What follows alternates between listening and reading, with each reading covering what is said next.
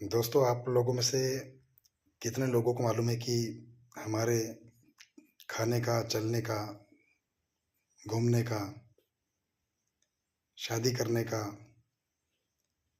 जीने का, यहाँ तक कि मरने का भी कानून बना हुआ है। मुझे पता है कि आप लोगों में से बहुत लोगों को ये सब चीज़ नहीं मालूम है। आदमी के साँस लेने तक का और शुद्ध हवा लेने तक का भी कानून बना हुआ है।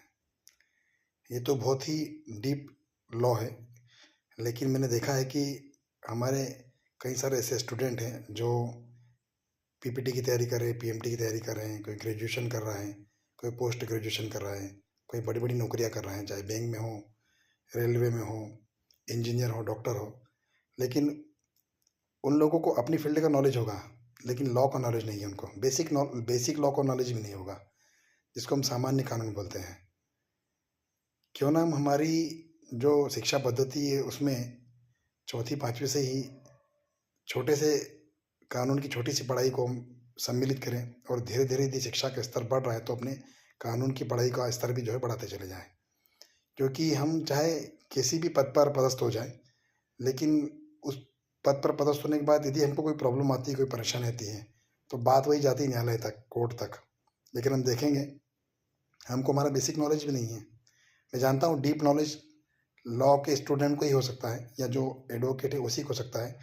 लेकिन जो सामान्य कानून है, जो सामान्य छोटी-छोटी बातें हैं लॉ में, वो भी हम लोगों को नहीं मालूम है, चाहे हम किसी भी पद पर पदस्थ हो गए।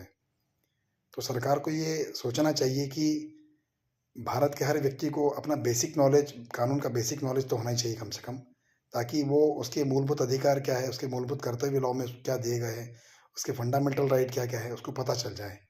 अभी आप देखेंगे कि हम सभी के पास वाहन होंगे, हम सभी वाहन चलाते भी होंगे।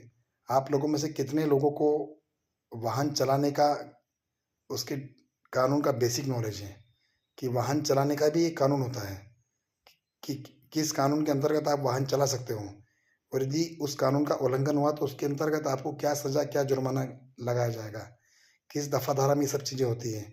आपको ये सब चीज़ नॉलेज ही नहीं है। आपको उतना ही नॉलेज है यदि हेलमेट नहीं लगाएँगे तो ₹1000-500 दंड होगा, ड्राइविंग लाइसेंस नहीं होगा तो पुलिस पकड़ के चालान बना देगी। इसके अलावा 3 सवारी बैठ जाएगी तो ट्रैफिक पुलिस चालान बना देगी।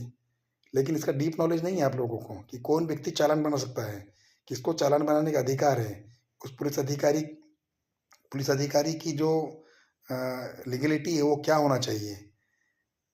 तो कम से कम ये जो बेसिक नॉलेज है, यदि आप लोगों को सबको पता होगा तो मैं समझता हूँ कि बहुत सारे विवाद जो है वो जन्म लेंगे नहीं, या बहुत सारे व्यक्ति समझ जाएँगे कि हमको किस स्तर तक जाना है और लॉ का एंड क्या होता है और शुरुआत क्या होती है।